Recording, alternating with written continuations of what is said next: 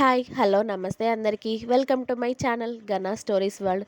Story చదివే ముందు నా ఛానల్ని సబ్స్క్రైబ్ చేసుకోండి. ఇక స్టోరీలోకి వెళ్ళిపోదాం. మై డియర్ రాక్షసి ఎపిసోడ్ 15. అవంతిక సోఫాలో పడుకోవడం చూసి ఆర్యన్ కూడా ఆమె పక్కనే వచ్చి పడుకున్నాడు. అవంతిక కళ్ళు తెరిచి ఆర్యన్ని చూసి ఏంటండి అని అడిగింది. నువ్వు పక్కన లేకపోతే నిద్ర రావడం లేదే అని ఆమె మీదనే పడుకున్నట్టుగా ఆమె ఎదపై మొహం దాచుకొని నిద్రపోయాడు ఆర్యన్. అవంతిక ఆర్యన్ తల నిమురుతూ ఆమె కూడా అలాగే నిద్రలోకి జారుకుంది. ఉదయానికి ఇక నడుము పట్టేసింది పాపం అవంతికకి. మొత్తం ఆమె మీదనే పడుకున్నాడు కదా బాబు.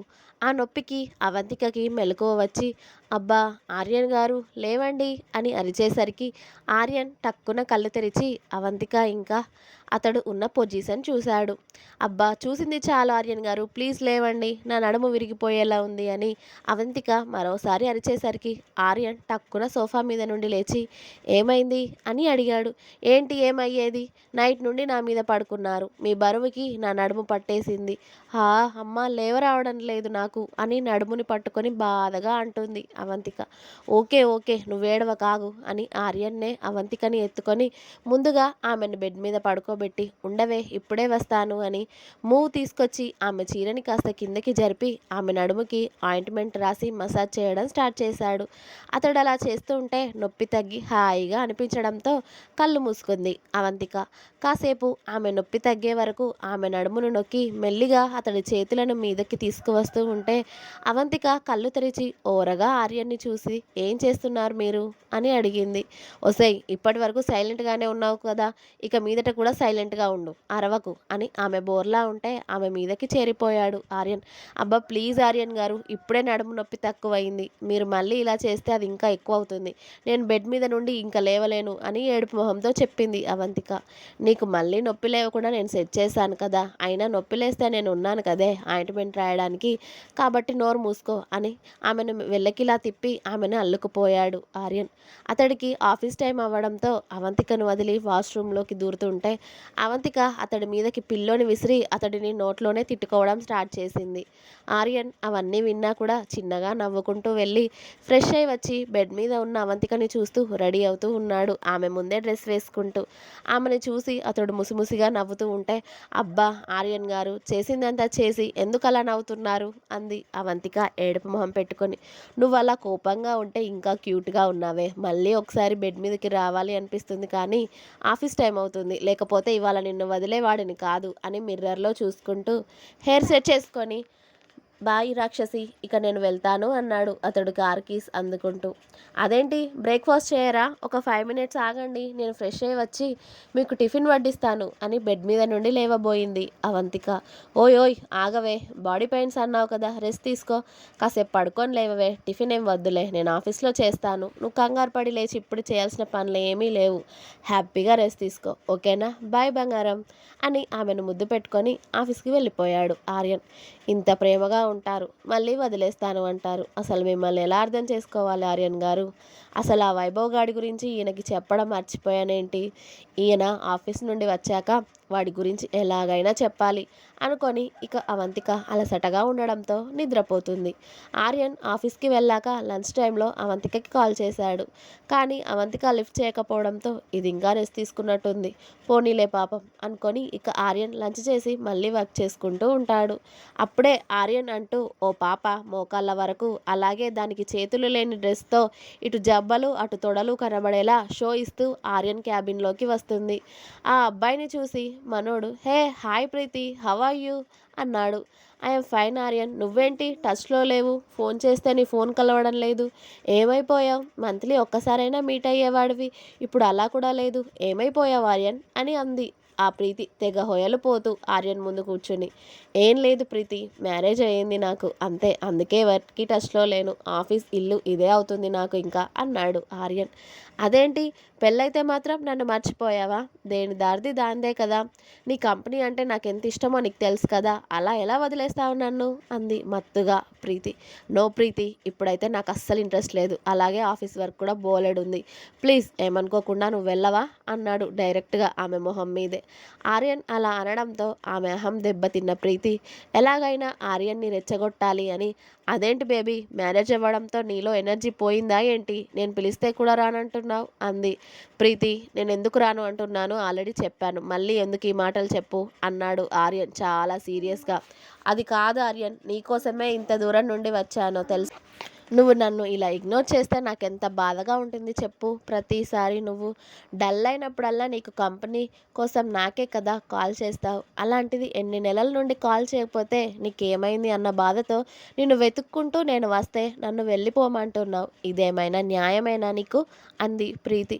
అప్పుడంటే నేను సింగిల్ గాడిని, నా లైఫ్ నా ఇష్టం వచ్చినట్టు ఎంజాయ్ చేశాను. ఇప్పుడు అలా కాదు కదా ప్రీతి, నాకు ఇంట్లో వైఫ్ ఉంది, తను నా కోసం ఎదురు చూస్తూ ఉంటుంది. కానీ తనని వదిలిపెట్టి ఇప్పుడు ఇలాంటి పనులు నేను ఎలా చేయాలి అన్నాడు ఆర్యన్.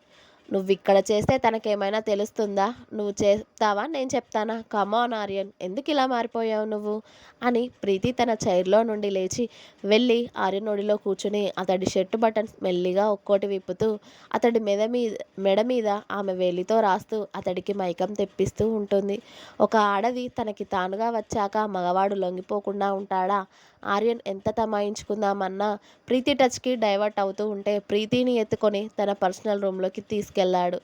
ఆర్యన్ లైన్లోకి వచ్చాడు అని ప్రీతి సంబరపడుతూ తను బెడ్ మీద వాలి ఆమె చేతులు చాచి ఆర్యన్కి ఆహ్వానించింది తన మీదకి. ఆర్యన్ తన షర్టు తీసి పడేసి ప్రీతి మీదకి ఒరిగి ఆమె మెడ మీద ముద్దులతో ఆమెను ముంచెత్తుతూ ఉంటే ప్రీతి అంతకన్నా ఎక్కువగా తీయగా మూలుగుతూ ఆర్యన్ని ఆమె వశం చేసుకుంటూ ఉంది.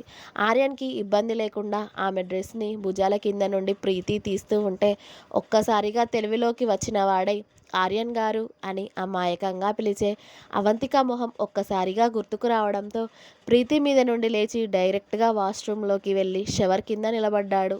రేయ్ ఆర్యన్, ఏం చేస్తున్నావురా నువ్వు అంటూ.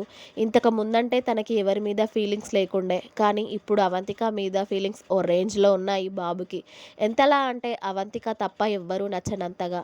ఇంతకుముందు వర్క్ ప్రెషర్ కారణంగా ఏదో అమ్మాయిలతో టైంపాస్ చేసేవాడే తప్ప ప్రేమగా ఏ అమ్మాయిని ముట్టుకుంది లేదు అతడు.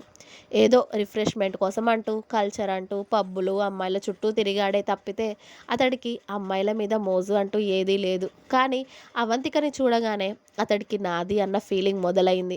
అందుకే అతడు నన్ను పెళ్లి చేసుకుంటావా అని అడగకముందే నాతో కలుస్తావా అని అడిగిన దానికి కారణం కూడా అదే. ఎందుకు అంటే పెళ్ళంటే నమ్మకం లేదు అతడికి. కానీ అవంతిక అతడి సొంతం అయిపోయాక అవంతికని ఎప్పటికీ వదలాలి అనిపించలేదు. కానీ అతడికి పెళ్లి మీద మంచి ఇంప్రెషన్ లేకపోవడంతో 1 ఇయర్ బాండ్ అని ఏదో ఏదో అంటున్నాడు. కానీ ఆ సంవత్సరం తర్వాత కూడా అదే మాట మీద ఉంటాడా, లేక అవంతిక వదిలేస్తాడా, లేక తన భార్యగానే ఉండాలి అంటాడో చూడాలి. అరగంట సేపటి నుండి చల్లటి నీళ్ళ కింద నిల్చుని ఉన్నాడు ఆర్యన్. ఇక్కడ ప్రీతి ఆర్యన్ తనని అలా వదిలేసిపోవడంతో ఆమె మొహమంతా చిట్లించుకొని పిడికిలు బిగించి బెడ్ మీద గుద్దుతూ ఏమైంది వీడు ఇలా చేస్తున్నాడు అని విప్పిన డ్రెస్ని మళ్ళీ వేసుకొని కూర్చుంటుంది. ఆర్యన్ అతడి ఫీలింగ్స్ తన కంట్రోల్లోకి వచ్చాక వాష్రూమ్ నుండి డ్రెస్సింగ్ ఏరియాకి వెళ్ళి వేరే డ్రెస్ చేంజ్ చేసుకొని బెడ్రూమ్లోకి వచ్చి, ప్రీతి, ఇంకెప్పటికీ నా దగ్గరికి రావద్దు. ఇలాంటి పనులు నేను ఇక చేయాలి అనుకోవట్లేదు. అలాగే నా భార్యకి కూడా అన్యాయం చేయాలి అనుకోవడం లేదు. నీకు కావాల్సింది డబ్బులే కదా అని 2 డబ్బు కట్టలు తీసి ఆమె మీద విసిరి, ఇక నువ్వు నన్ను కలవకుండా ఉంటే బాగుంటుంది అని ఆమె మొహం మీదే చెప్పేసి ఆ రూమ్ నుండి అతడి క్యాబిన్కి వెళ్ళిపోయాడు ఆర్యన్.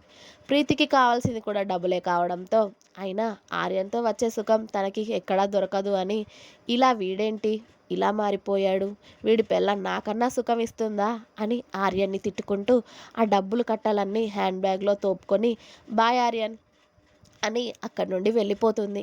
ఈ ప్రీతి వల్ల మైండ్ అంతా డిస్టర్బ్గా ఉండడంతో వర్క్ కూడా చేయాలి అనిపించక వెంటనే ఇంటికి బయలుదేరతాడు ఆర్యన్. అతడు వెళ్ళేసరికి కూడా ఇంకా నిద్ర లేవలేదు పాపం అవంతిక. చాలా అలసిపోవడంతో ఇంకా నిద్రపోతూనే ఉంటుంది. చిన్న పిల్లలా ముడుచుకొని పడుకున్న అవంతికని చూసి ఆర్యన్ పెదాలపైన చిన్నగా నవ్వు వచ్చి చేరింది. వాళ్ళ రూమ్ డోర్ లాక్ చేసి ఆమె పక్కకు వెళ్ళి పడుకొని అవంతిక బుగ్గ మీద వేలితో రాస్తూ, టైం ఎంత అవుతుందో తెలుసా రాక్షసి, ఇంకా ఎంతసేపు పడుకుంటావే, నేను ఆఫీస్ నుండి కూడా వచ్చేసాను అన్నాడు ఆర్యన్ ఆమె చెవిలో. అతడి మాటలు వినిపించి, ఏంటి సాయంత్రం వరకు పడుకున్నానా నేను అంటూ టక్కున కళ్ళు తెరిచింది. అవంతిక. ఆర్యన్ నవ్వుతూ ఆమెనే చూస్తూ కనిపించేసరికి, నిజంగా మీరు వచ్చేసారా? అంటే సాయంత్రం అయిందా? నేను ఇంతసేపు పడుకున్నానా? అని టక్కున లేవబోయింది బెడ్ మీద నుండి. ఆమె కంగారుని చూసి ఆర్యన్ నవ్వుకుంటూ, ఓయ్ కాస్త మెల్లిగానే ఆగవే, సాయంత్రం అవ్వలేదు కానీ ఆఫ్టర్నూన్ అయింది. ఇంతసేపు పడుకున్నావేంటి? ఫ్రెష్ అవ్వలేదు, లంచ్ చేయలేదు, టిఫిన్ చేయలేదు. ఇలా అయితే నన్ను ఎలా తట్టుకుంటావే అన్నాడు ఆర్యన్ ఆమెని హత్తుకుంటూ.